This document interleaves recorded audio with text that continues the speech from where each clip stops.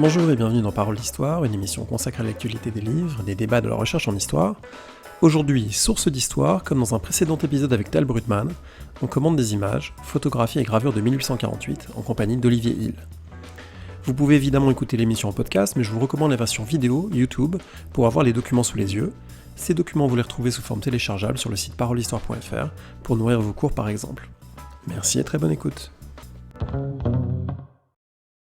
Je suis aujourd'hui en visio à distance avec Olivier Hill. Bonjour. Bonjour. Vous êtes professeur de sociologie historique à Sciences Po Grenoble, vous êtes historien des rituels de la République et vous avez notamment mené plusieurs travaux que j'ai trouvé extrêmement intéressants sur des images de 1848, notamment l'une d'entre elles qui est tellement connue qu'elle est devenue voilà, un passage obligé pratiquement, notamment dans les manuels scolaires de première. Mais j'aimerais revenir avec vous sur cette image, plus largement un petit peu sur vos travaux concernant ce qu'il y a de visuel dans cette histoire politique française du 19e siècle.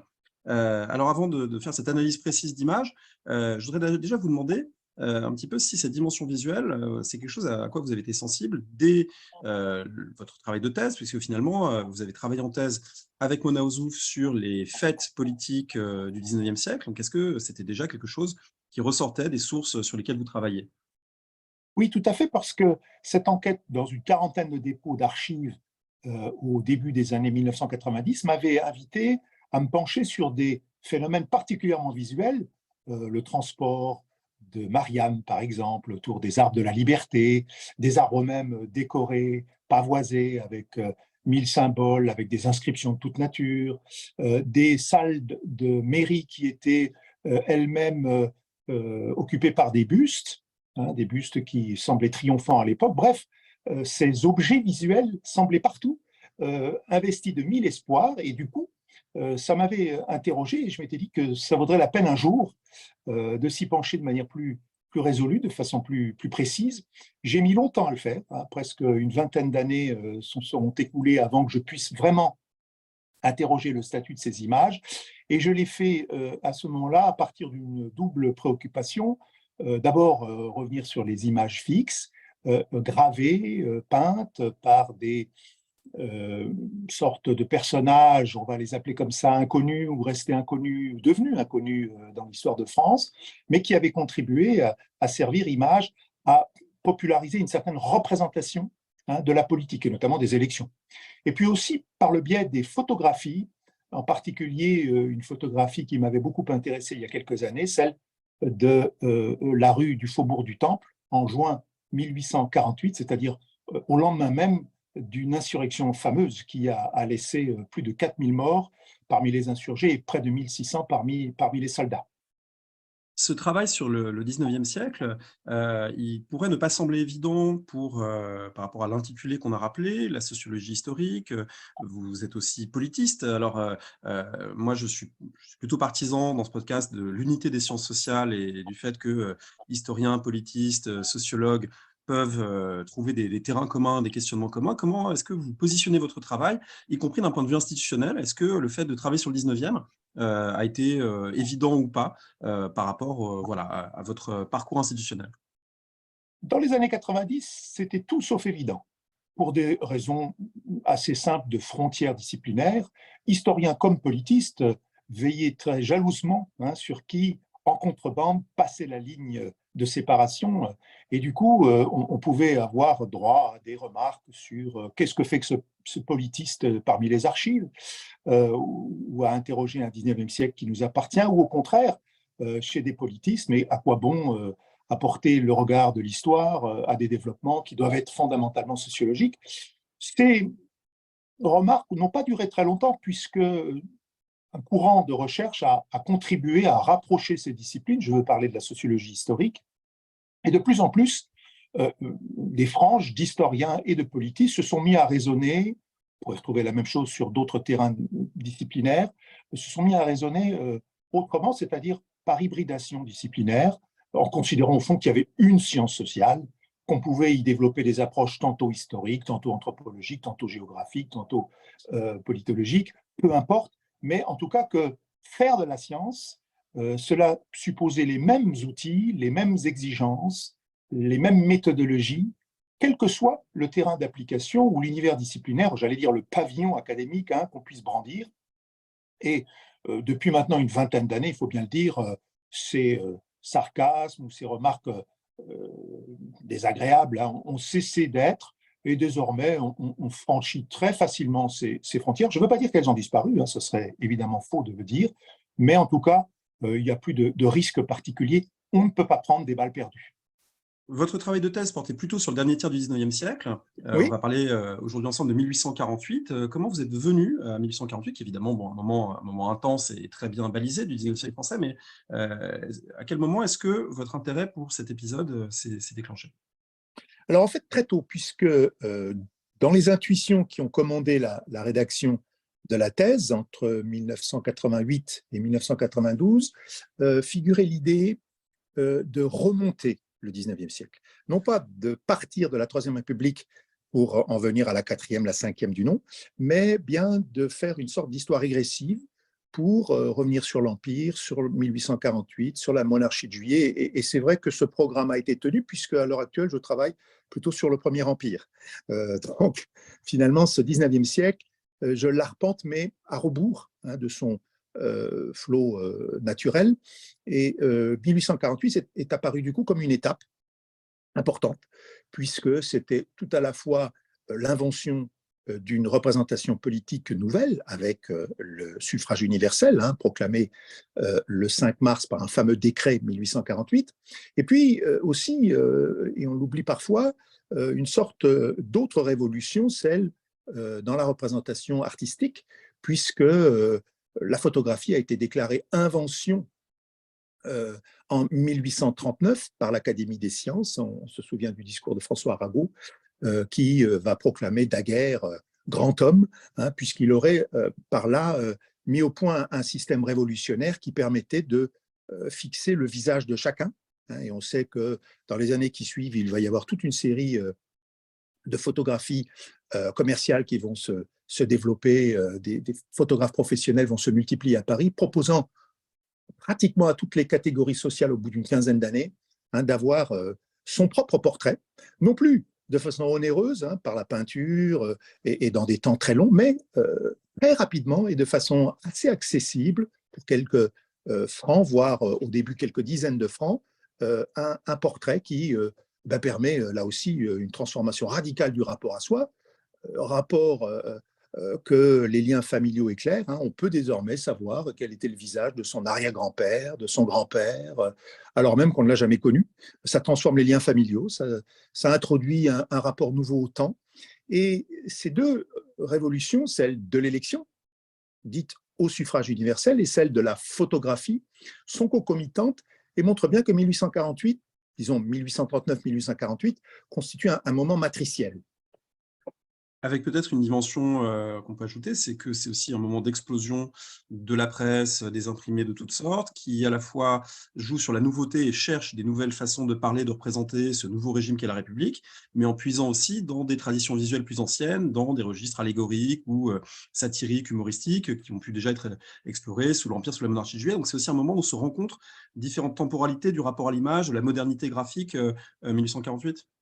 Complètement, et d'ailleurs la preuve en est, c'est 1843 et l'arrivée de l'illustration qui marque une rupture dans l'histoire de la presse française, puisque à l'image d'un prédécesseur londonien, l'illustration va permettre par la gravure, on ne sait pas encore fixer la photographie sur les rotatifs de presse, mais va permettre par la gravure de presse d'ouvrir à un large public ces images d'actualité. C'est la naissance du reportage de presse.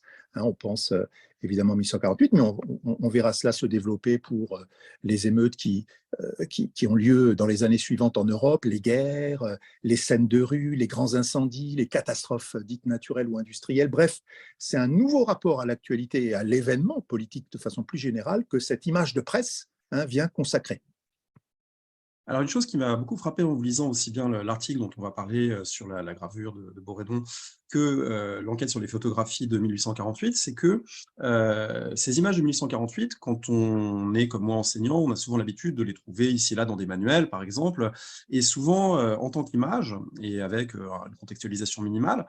Et ce qui me frappe beaucoup en le lisant, c'est que En fait, on a beaucoup d'archives qui concernent ces images, c'est-à-dire qu'on peut souvent voir quand elles ont été déposées, enregistrées, on a les archives parfois des imprimeurs, des journaux où elles paraissent, autrement dit, il y a une densité, de matériaux autour des images elles-mêmes, qui va venir éclairer finalement l'enquête purement visuelle en quelque sorte. Oui, on le doit à l'extraordinaire imagination des historiens hein, qui savent capturer des sources nouvelles.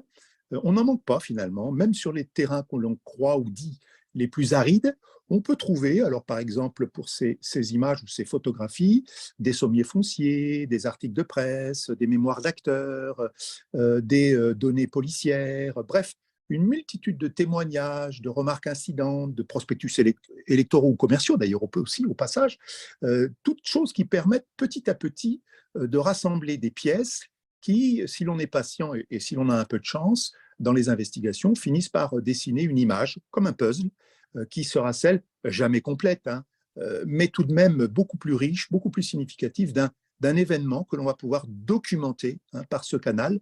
Et c'est au fond cela la grande ressource hein, des travaux historiques, c'est de pouvoir multiplier les prises sur un événement par cette fameuse imagination d'investigation. Alors, on va voir ensemble comment vous l'appliquez à un document, très bien connu, très bien identifié, en apparence en tout cas. C'est, cette fameuse image, qui montre un ouvrier déposant un bulletin dans une urne et posant un fusil, image de Louis-Marie Boredon, heu, que vous avez commenté notamment dans, Louis-Marie Boredon et l'entrée dans le suffrage universel, sociogenèse d'une lithographie en 1848, paru dans la revue d'histoire du XIXe siècle en 2015.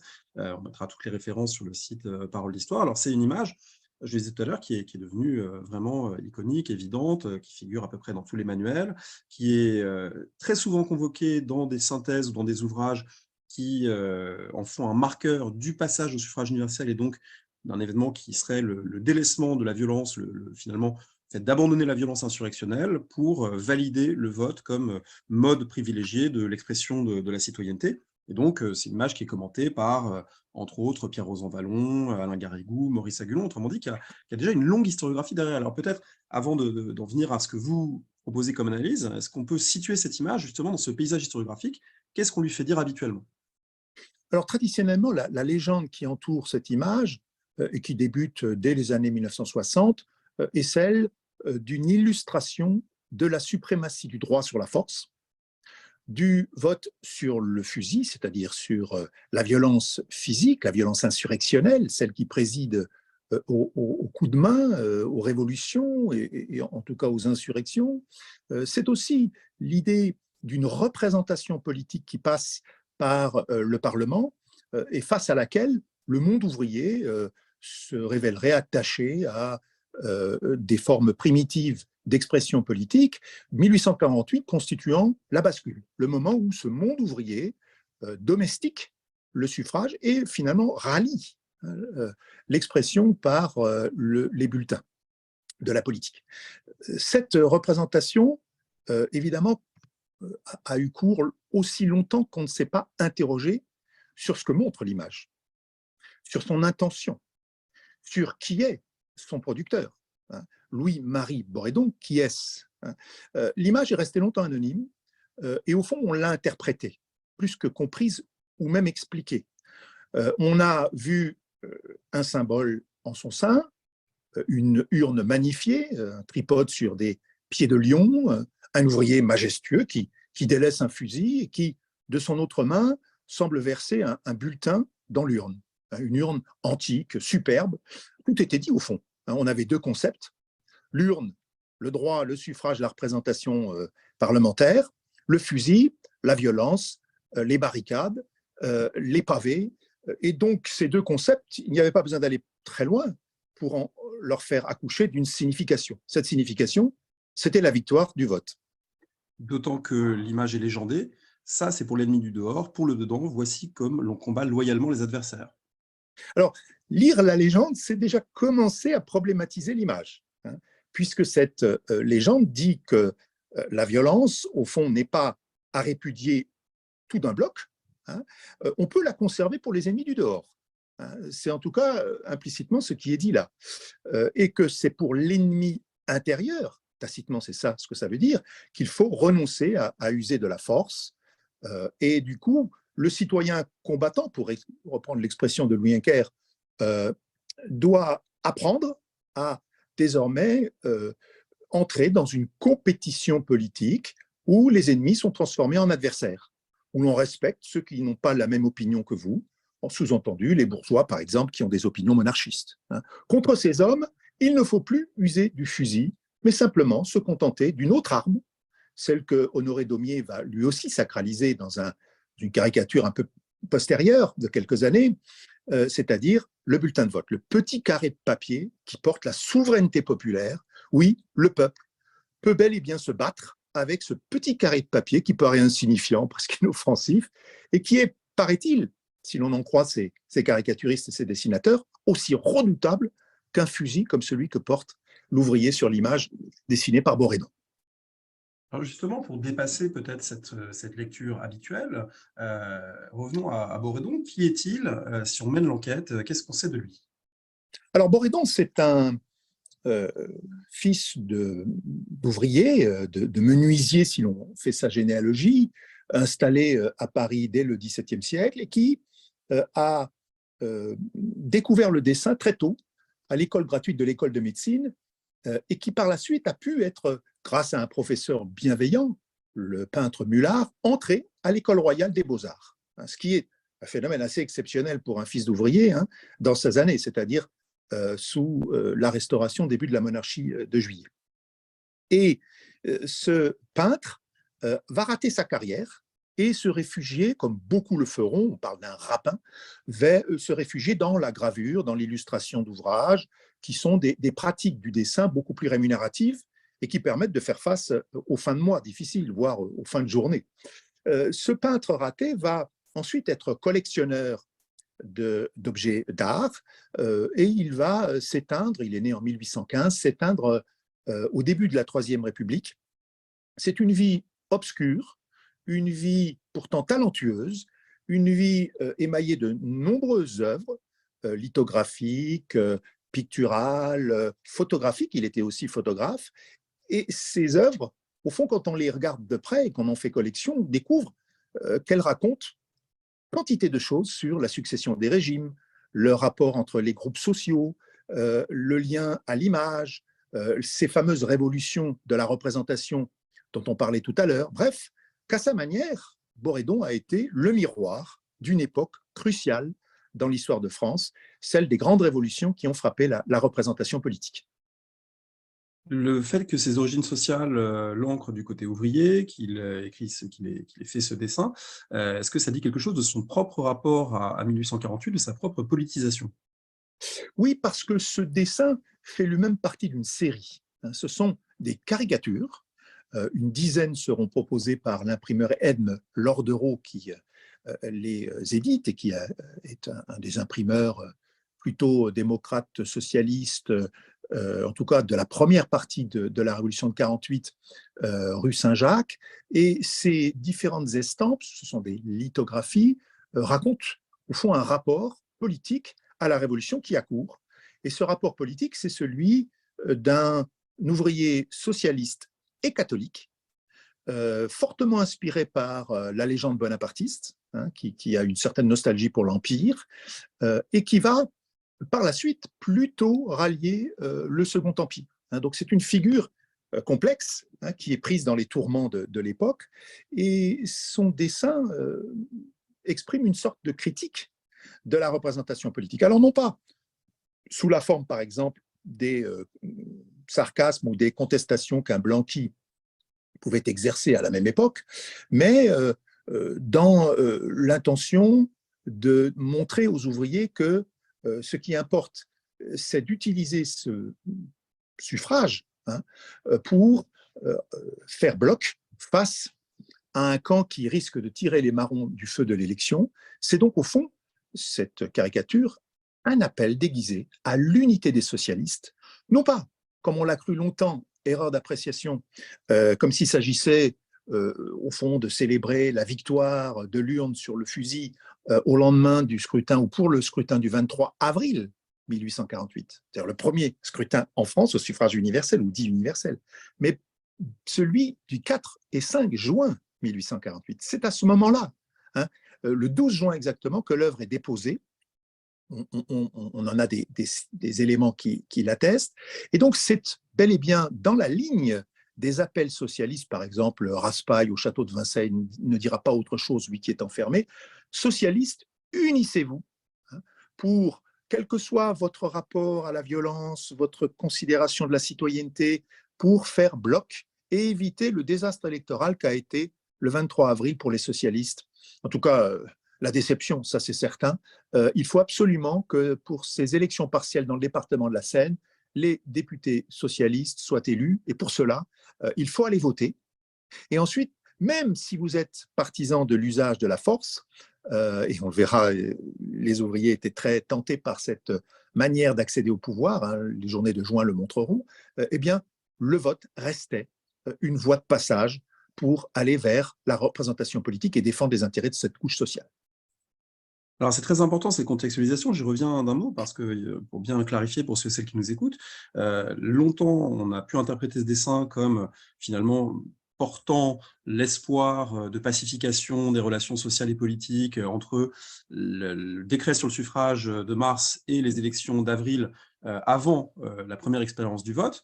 Mais là, vous montrez que c'est début juin, donc c'est-à-dire un moment où on est déjà dans des tensions politiques et des conflits extrêmement forts, puisque au moment où Borédon fait ce dessin et où il est ensuite diffusé, il y a déjà eu des arrestations très importantes de leaders de clubs socialistes, républicains avancés.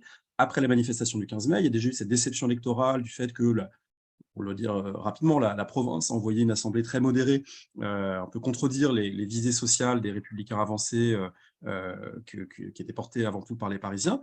Donc là, c'est un dessin qui relève d'une tension politique et pas du tout de l'illusion lyrique, de l'unanimisme initial de la Seconde République.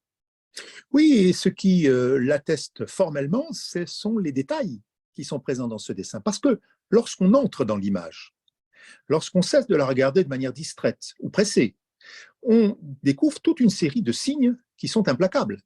Par exemple, sur le mur d'affiche qui est à l'arrière-plan de l'image, on peut être étonné, et certains historiens l'ont été, Sylvie April, Michel Auferlet ont fait ces premières remarques, par les moqueries, hein, qui s'y mettent en scène. Des moqueries à l'égard des chevaliers de l'Étai noir, hein, ces groupes qui, dénoncés par le Nain jaune, regroupés, c'est une association secrète, hein, les légitimistes les plus radicaux, mais aussi des pique contre le juste milieu, hein, avec notamment cette figure très bien connue dans l'histoire de la caricature du gobelet, hein, qui dénonce les précipitateurs, les gens habiles de leurs mains, qui trompent, hein, par la mécanique électorale, par la rhétorique des places publiques, le petit peuple, en lui vendant des promesses. Et là, c'est bel et bien le juste milieu qui est dénoncé.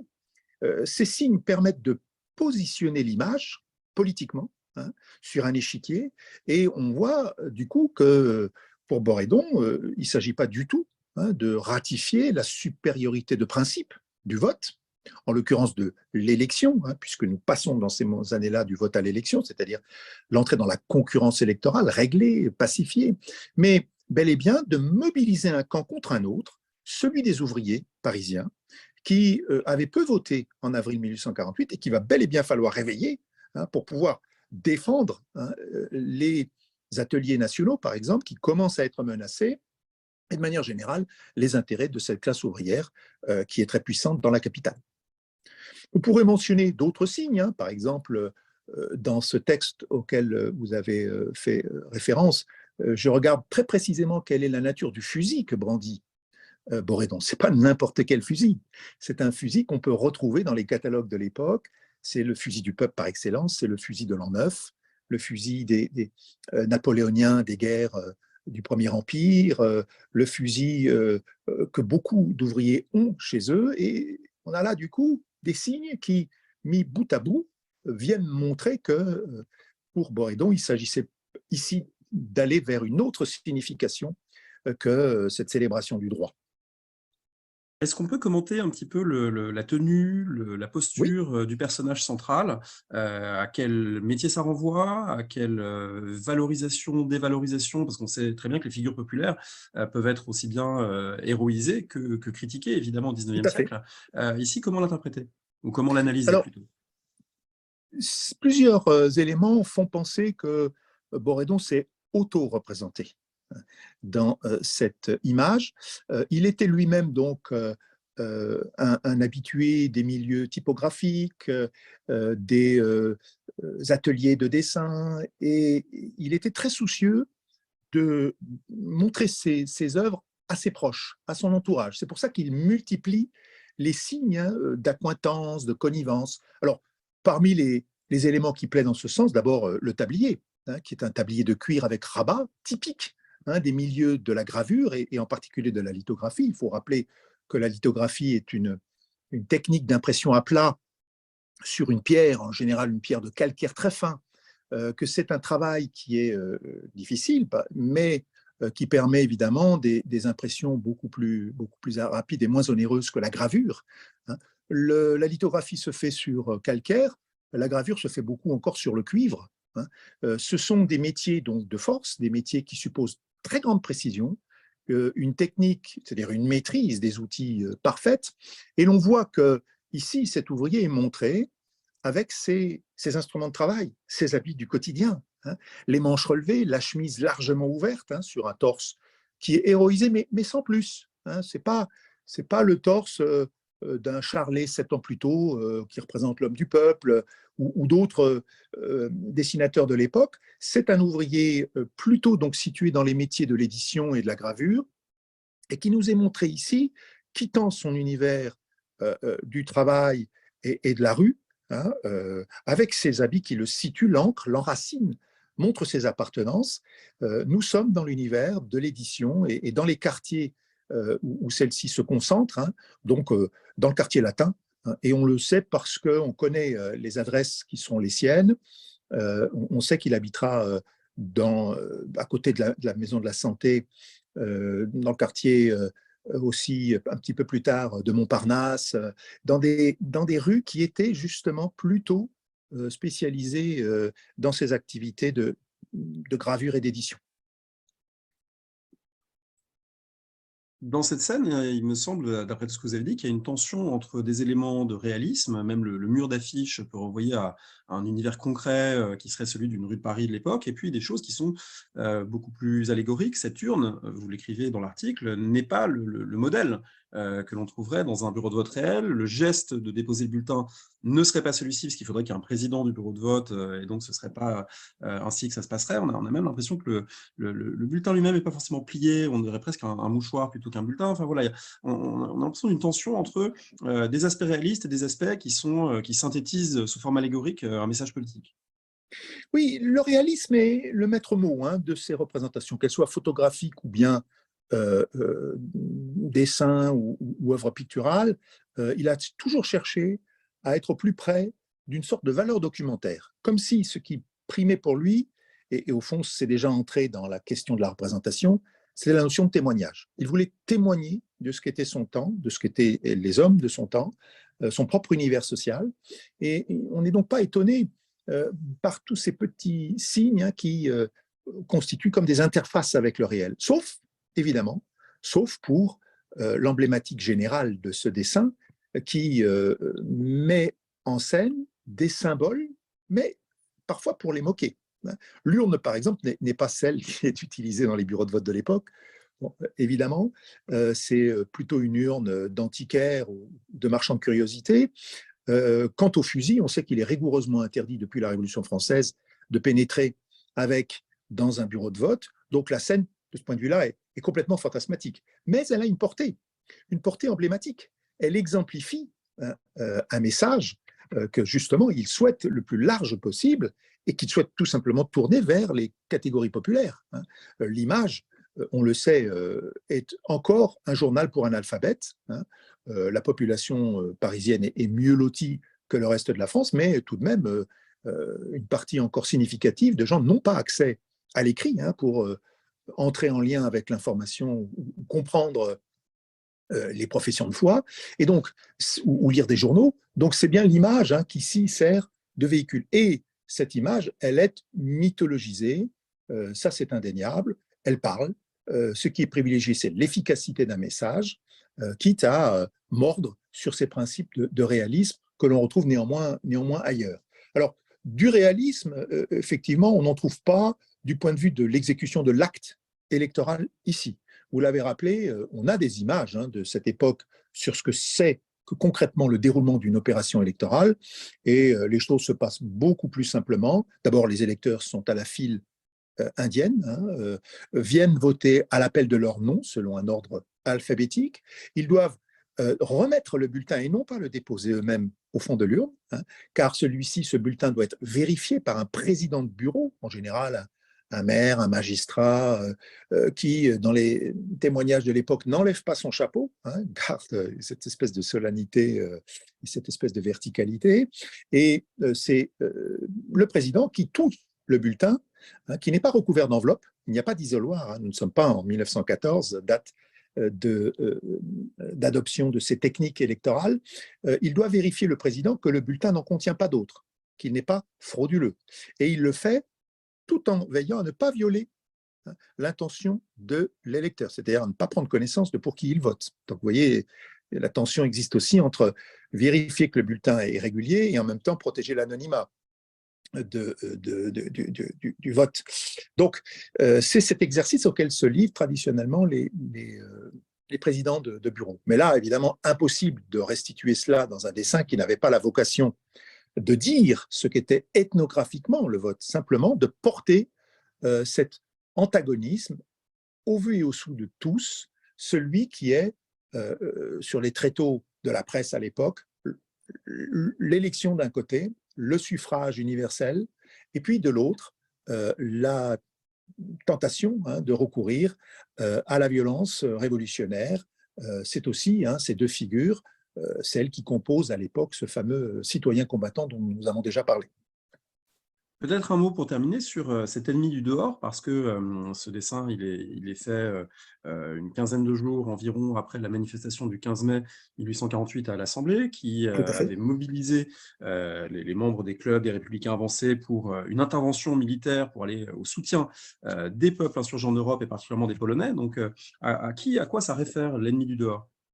Alors, l'ennemi du dehors, c'est d'abord la Prusse, qui est toujours menaçante et dont on craint le bruit court à l'époque dans Paris, qu'elle puisse déclarer la guerre à Paris, ne pas accepter cette irruption de la modernité politique, ce retour du spectre révolutionnaire dans la capitale parisienne. On sait qu'en 1848, il y aura aussi une révolution en Prusse, une révolution qui va être tournée vers le suffrage universel et qui va susciter là aussi des affrontements importants. Donc on craint une sorte de punition de la Prusse ou d'expédition violente de la Prusse. On craint aussi évidemment que d'autres puissances en Europe ne se liguent et que ne recommencent ces affrontements qui avaient tant marqué la période révolutionnaire, celle de la Grande Révolution entre 1791 et puis les années 1800. Donc, c'est cela la menace de l'extérieur. L'ennemi extérieur, c'est celui qui pourrait porter atteinte à ces revendications et mettre en cause la République naissante, ces figures détestées contre lesquelles précisément le patriotisme se dresse. Le discours républicain est foncièrement patriotique à l'époque, c'est l'idée que la nation doit être souveraine, et cette nation, évidemment, va chasser les couronnes de princes ou d'empereurs et apporter de nouveaux droits dans toute l'Europe. C'est ça le message aussi que porte 48, celui que l'on retrouve au fond de cette image. Alors, vous avez également travaillé, cette fois c'était un petit livre qui est paru il y a quelques années, La barricade renversée, histoire d'une photographie. Vous avez travaillé sur une photographie, ou plutôt une série de photographies, datant de juin 1848, qui nous amène au moment suivant. Historiquement, on est très proche dans le temps, mais effectivement, là, le fusil, en quelque sorte, a remplacé l'urne, puisque il y a une insurrection ouvrière contre la fermeture des ateliers nationaux et la façon dont elle a été décidée, qui a été ensuite brutalement réprimée. Et ces photographies montrent différentes étapes de ces affrontements urbains, depuis un point très particulier de la capitale, que vous avez identifié, enfin qu'on peut identifier, Tout à fait. qui était longtemps mal légendé. Alors, est-ce que vous pouvez d'abord nous dire où et quand se trouvent ces photographies, sont prises ces photographies, pardon. Alors, il s'agit de 3 daguerréotypes qui ont été fixés par Charles-François Thibault au 92 rue du Faubourg du Temple. On en est sûr parce que l'angle de visée et surtout la bonne conservation de la physionomie de la rue permettent aujourd'hui de retrouver ce même angle. Et d'ailleurs, un journaliste de Libération a récemment fait ce travail. Il est allé au 92 rue du Temple et a fait une photographie aujourd'hui de cette rue. Et on a le même angle, les mêmes motifs, simplement évidemment avec les transformations historiques qui se sont produites entre-temps. Ces trois clichés ont saisi le renversement de 5 barricades qui avaient été dressées dans cette rue entre le 23 et le 25 juin 1848. Et ces barricades, au fond, ces documents visuels en racontent l'histoire. Ils racontent l'histoire aussi bien de l'effacement de ce rêve de souveraineté que la barricade traduit, mais aussi l'histoire de la ville, l'histoire de la rue, l'histoire des métiers, l'histoire des rapports sociaux, voire des rapports de genre qui existent à cette époque, puisque sur l'un des clichés, celui que conservera Thibault par devers lui longtemps, figure une jeune femme qui est en face, que l'on distingue très clairement, une lingère, avec son bonnet blanc, qui semble lui faire un signe. Et cette lingère, on peut, grâce aux archives, en particulier les sommiers fonciers, savoir, sans coup férir, qu'elle s'appelait Pauline Pompon, et qu'à 7h30, ce dimanche matin, elle lui faisait un signe suffisamment long pour qu'il puisse être fixé. Le temps de pause est à peu près de 2 minutes à cette époque pour les daguerréotypes, pour être fixé sur l'image. Donc, le document colporte, dès lors qu'on le scrute avec attention, toute une série d'observations sur ce qu'était Paris dans ses soubresauts révolutionnaires. On a donc là toute une histoire sociale qui est ensevelie et que précisément on peut restituer par ce détour historique et archivistique. Alors, cette histoire sociale, c'est aussi l'histoire de la technique de l'insurrection, puisque si on regarde ce qui figure au cœur du premier cliché, cette barricade, on voit de quelle manière elle est faite, on voit une portion de la rue dépavée, on voit différentes choses, différents personnages aussi. Est-ce qu'on peut commenter un petit peu ce qui figure au centre dans l'objectif, je ne sais pas s'il faut dire derrière l'objectif, mais de celui qui a pris la photo? Oui, oui, tout à fait. C'est un objectif et nous sommes au croisement, si vous voulez, de 2 rues, dans l'enfilade qui descend de la barrière de Ménilmontant vers la Seine, vers la place de la République. Et aujourd'hui, au premier plan, on distingue, à hauteur à peu près de 2 mètres, une magnifique barricade. Et lorsqu'on se rapproche, c'est ça la magie de ces plaques de verre à sel argenté, c'est qu'elles conservent un niveau de détail extraordinaire. C'est-à-dire qu'on peut, en zoomant, en allant chercher très au fond de l'image, retrouver la manière dont cette barricade a été montée, les ingrédients, j'allais dire les éléments, les pièces qui composent cette barricade. On peut retrouver aussi, par le canal des sommiers fonciers, les noms de ceux qui l'ont bâti, les légions qui se sont mises en place, les mouvements qui ont eu lieu. On peut retrouver dans la presse d'ailleurs des souvenirs qui ont été colligés par des lecteurs qui ont envoyé des lettres pour dire où ils étaient, ce qu'ils faisaient, qu'est-ce qui s'est passé. Alors sur cette barricade, elle est intéressante parce que d'abord, elle est monumentale. Je disais sa taille tout à l'heure. Elle fait à peu près donc 2 mètres de hauteur, mais elle fait à peu près 1,50 m de large. Et elle est notamment constituée pour s'effondrer lorsque des soldats viennent tenter de la gravir par la partie extérieure, les pierres s'effondrent, elles ne sont pas attachées. Donc toute une série de savoir-faire sont investis dans cette barricade. On ne peut passer que par un étroit chemin qui longe la barricade et la sépare d'un des murs de la rue. C'est ce qui permet de passer à travers et de ravitailler les barricadiers. Mais cette barricade, elle est faite aussi de tous les instruments qui sont chers aux ouvriers de cette rue, qui sont en même temps des maraîchers, puisque derrière ces façades que l'on voit sur la photo, il faut s'imaginer toute une série de jardins, des jardins potagers, des jardins qui du coup sont recouverts d'instruments de toutes sortes, des treilles, des instruments oratoires, des pièces des essieux, qui vont se retrouver dans la barricade et qu'on peut isoler avec un instrument, une loupe par exemple, efficace, qu'on peut isoler, qui permet de retrouver la technique de fabrique de ces barricades. Elle est particulièrement élaborée et elle ne ressemble pas à ce que, évidemment, le XXe siècle en fera ou en dira. Elle est beaucoup plus proche de ce que les mémorialistes du monde ouvrier avaient consigné, mais même, par exemple, Auguste Boulanqui, dans ses instructions pour une prise d'armes, parle des façons de monter les barricades. On a là vraiment un savoir-faire ouvrier qui est particulièrement élaboré et on peut s'en rendre compte en examinant particulièrement cette barricade. Ces barricades sont au nombre de 5.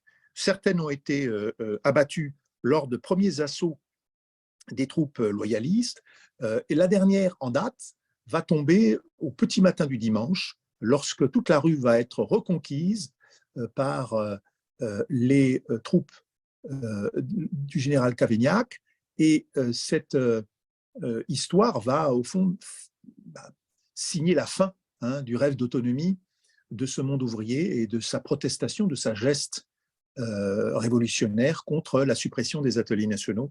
C'est la fin d'une révolution, peut-être la fin aussi d'une certaine mythologie de la barricade. Cette défaite du monde ouvrier, elle est également fixée,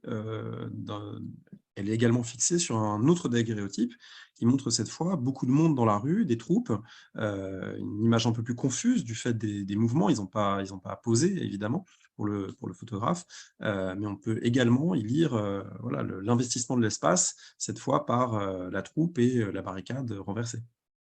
Oui, là, on est le lundi 26 juin, et le général Lamoricière, qui conduit les opérations à partir du bas de la rue, a fini, par toute une série de moyens qu'on pourrait rappeler, mais qui sont un peu longs, par faire tomber ces barricades. Alors, il a utilisé évidemment le canon. Il y aura sans doute plus de 200 à 300 morts. Les chiffres sont toujours difficiles à compter. 3 fois le nombre pour les blessés. Mais on voit du coup, le daguerréotype est plus abîmé, donc les choses sont moins nettes, mais on voit du coup ces soldats qui ont franchi les redoutes des 3 barricades qui restaient en tant que telles, et puis on les voit rejoints par des gens qui habitent la ville, qui habitent la rue, le quartier, qui se sont pressés de venir à la fois saluer et se racheter pour un certain nombre les troupes victorieuses, et puis découvrir aussi ces barricades de l'intérieur. C'est un phénomène qui attire. Donc ces personnes s'agglutinent devant les commerces, on les voit avec des chapeaux, on les voit avec leurs habits de travail. Bref, c'est un moment qui n'est pas de liesse, il y a une certaine gravité qui demeure sur l'image, mais après l'étonnement, on vient, comme les gobe-mouches des badauds, voir ce qu'il en est, ce qui se passe, l'histoire en train de se passer, là, au cœur de cette rue, dans ce petit quartier de Saint-Maur, où il a fallu tant de moyens pour mettre à bas la Révolution. Là, on est dans les derniers moments des journées de juin. On fait le travail qui permettra d'accéder à Belleville, et à partir de Belleville, au fond, les journées de juin sont clôturées. C'est la fin du rêve ouvrier, de cette révolution qui aurait dû préparer une nouvelle forme d'exercice de la souveraineté. Cette révolution, le photographe est plutôt partisan de ses ouvriers, vous le dites, il a été dans la Société des droits de l'homme, il est proche de l'idée d'une république sociale. La photographie elle-même connaît des usages qui sont un peu différents puisqu'elle est diffusée, légendée, reproduite sous forme de gravure. Autrement dit, elle a une vie en dehors des intentions de son producteur. Oui, complètement. D'ailleurs, c'est l'un des points importants, c'est que le 8 juillet, samedi, l'illustration va proposer à ses lecteurs une gravure de cette scène et du coup permettre de partager le sentiment de satisfaction, de haine aussi. L'illustration est un journal illustré plutôt bourgeois qui saisit le public. C'est un public plutôt aisé qui peut s'acheter cette revue illustrée. Et du même coup, ce partage visuel va nous introduire là aussi dans un temps nouveau qui est celui de l'événement qui se montre, hein, de l'histoire qui se visualise. Et cette histoire, elle est là aussi lestée de plein de détails, hein, qui rendent d'un réalisme étonnant, hein, l'image proposée, puisqu'on peut même distinguer sur l'image des inscriptions comme des réclames, hein, sur des enseignes, grands petits ateliers à louer, numéro 95, fabrique de chocolat, par exemple, ce sont les inscriptions que l'on voit devant la cour des Bretons. Hein, bref, ces petits détails permettent véritablement d'attester que l'image n'est pas seulement vraisemblable, elle est vraie. Elle est un morceau du réel, hein, transposé dans le journal, et du coup, une vérité qui se déploie et qui trouve par là plus de force que jamais. Hein. Ce sont ces éléments-là qui constituent la grande nouveauté, hein, des photographies de Charles-François Thibault. Charles-François Thibault, par la suite, deviendra un propriétaire immobilier. Il va se marier, faire même un beau mariage. Dans sa jeunesse, il avait été membre de la Bohème. On a des rapports de police qui montrent qu'il était un vagabond, qu'il avait été à Bicêtre, qu'il avait fréquenté des mauvaises gens. Thibault, en 1848, est un inventeur, est un praticien de cet appareil photographique qui commence à se propager dans la ville. Et Thibault va porter les espoirs de la Révolution de 48, mais pas jusqu'aux Journées de juin. Hein. Les Journées de juin marquent aussi une rupture politique personnelle et il ne suit pas le mouvement social jusqu'à ses extrémités. Et donc, c'est aussi, ces clichés, une rupture dans sa propre histoire personnelle. Hein. À partir de ce moment-là, sa vie va changer. Il est logé au 92 chez un ami qui s'appelle Pivert, qui est un grand propriétaire lui aussi d'immeubles dans la rue et de parcelles maraîchères. Et ces deux hommes qui avaient soutenu, hein, plutôt le mouvement vont évidemment se raidir et prendre peur, hein, devant cet usage de la violence. Voilà, c'est aussi cela l'histoire de ces clichés. Merci beaucoup. Est-ce que vous continuez à travailler sur ces photographies, sur ce moment d'apparition de la photographie comme élément qui va devenir de plus en plus important dans la culture visuelle du 19e siècle? Non, la dernière recherche que j'ai faite sur ce sujet concernait le premier portrait photographique d'un homme. Il s'agissait d'un dessinateur animalier du Muséum d'histoire naturelle, Huet, Jean-Baptiste Huet, dit Constant Huet, d'une dynastie de dessinateurs spécialisés dans la représentation du monde animal. Et c'est un cliché de 1837 que l'on doit toujours à Louis Daguerre. C'est à l'heure actuelle un petit livre aux éditions du Croquant raconte cela. C'est à l'heure actuelle le plus ancien portrait photographique d'un homme que nous connaissions. Et il représente un essai effectué par Daguerre dans les sous-sols du Muséum d'histoire naturelle avec un assistant, c'était son assistant, hein, qui lui avait indiqué le chemin pour capter la lumière de manière particulièrement éclatante et réaliser ce prodige, hein, qui en 1837, vraiment, c'est le mot, hein, vraiment difficile à faire, ce prodige de saisir les effets de la lumière sur une plaque d'argent. Hein. Et ce portrait, c'est la dernière recherche que j'ai faite sur l'histoire de la photographie. C'est un triptyque en réalité. Il y a évidemment la photographie de Borédon, qui était aussi un caricaturiste et un dessinateur. Le premier cliché d'une scène de révolution avec Charles-François Thibault, et enfin Constant Huet, Jean-Baptiste Constant Huet, qui est autre figure oubliée, hein, de l'histoire, le premier visage que le daguerréotype a fixé et qui constitue en quelque sorte l'ancêtre de nos selfies. Merci beaucoup. Est-ce que pour terminer, vous auriez un conseil de lecture que vous voudriez partager avec ceux et celles qui nous écoutent? Oui, sur 1848, j'aurais grand plaisir à conseiller la lecture de l'ouvrage 48 arts de Maurice Agulon, qui est un livre de 1975, si ma mémoire est bonne, republié depuis notamment chez Gallimard, Folio Histoire, et qui permet, à mon avis, d'entrer dans cet univers bariolé, si singulier, mais tellement d'actualité, des ouvriers lancés à l'assaut de l'histoire. Merci beaucoup.